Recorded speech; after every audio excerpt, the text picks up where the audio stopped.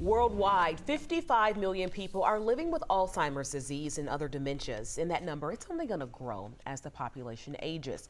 Christy Diaz joining us in studio this morning with more on some really important questions we got from viewers, Christy. That's right. On the heels of our coverage about former First Lady Rosalind Carter, several viewers asked if dementia is fatal. So I sat down with an expert to verify. Dementia has been in the spotlight since former First Lady Rosalind Carter announced her own diagnosis back in May. In November, days after announcing she had entered home hospice, Mrs. Carter died. It prompted several questions from viewers about whether dementia is fatal and why. Let's verify. Our sources are the Emory Brain Health Center and Dr. James Law, Vice Chair of the Neurology Department and treating physician at Emory. Dr. Law, is dementia fatal? It is fatal. It's an incurable condition. He says the first thing to understand is what dementia is. Dementia is not a disease, right? Dementia is just a description of symptoms. And the reason that I say that it is fatal is because the conditions that cause dementia are generally currently incurable.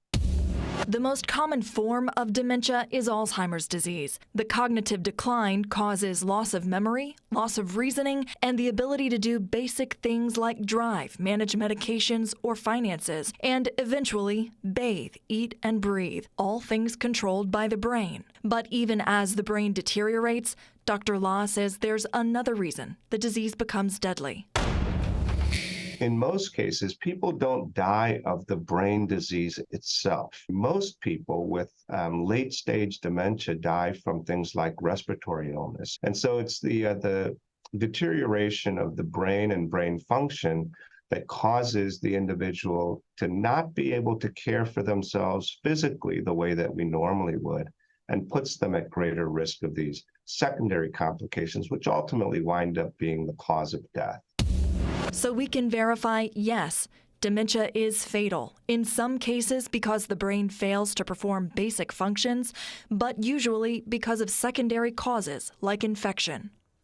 And as always, if you see a claim online that you want us to verify, send us an email. You can also text the word verify to the number right there on your screen.